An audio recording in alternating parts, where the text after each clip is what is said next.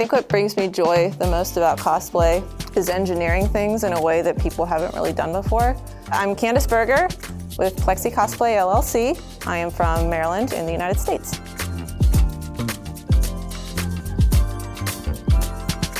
It's a lot of focusing on accuracy, high quality like materials, and having the knowledge and the ability to make a final product out of materials. So like we did a lot of metal printing, for instance. So this is metal for glasses frames.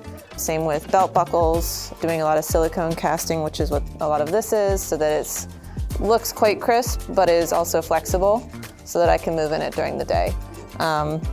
Same with this undershirt, it would be silicone as well. And I love building and cosplaying, but I really like the challenge of making something kind of out there, something different. I tell people whenever you're starting these is that you're engineering for mobility. Well, a 3D print is quite rigid. Because of that, I also must do molding and casting to make it silicone.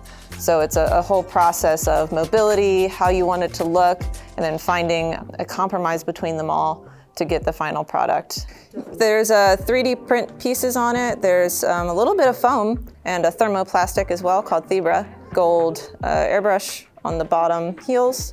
I love this character, so I'm really happy to bring him here to life and to show everybody and to interact with the community. Loid, this character, has a personality. He's sassy. He's a little bit scorned, a scorned lover. And so he's a little bit bitter most of the time, which makes him kind of fun. So the challenging part whenever I was designing this character was that there's parts of the costume that clearly seem they should go one way, but then it cannot in the end. So for instance, this looks like a jacket that would zip up in the front.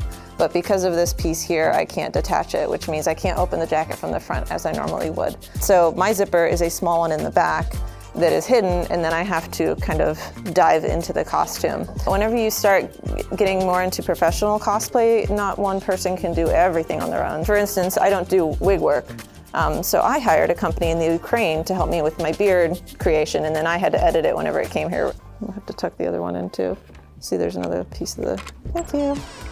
This is like one of the comfiest wigs. It's just getting it on that's kind of a pain. Right, I've got it on the back. If you can pull it right there. It's human hair, this one is, so it does tend to have a nicer look to it. How many hours does it take to get into costumes by yourself? It depends on the costume. Like this one should take half hour to 45 minutes. Something that has like a full setup with all the rigging and stuff takes substantially longer. If you have a heavy piece of armor and you just try to attach it to your clothing, it will weigh it down and pull away. So rigging is like if you jump out of a plane with a parachute and you have all the rigging, but it's underneath of all the clothing. Do you have any advice for people who want to get into cosplay?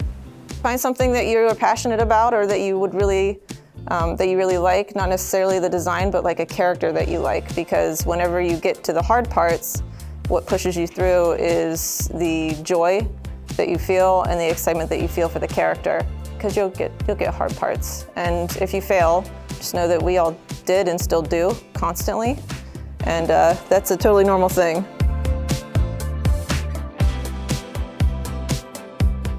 That's what makes me happy with cosplay now, and being in the community and seeing them love it and feeding off of each other. It's a good feel.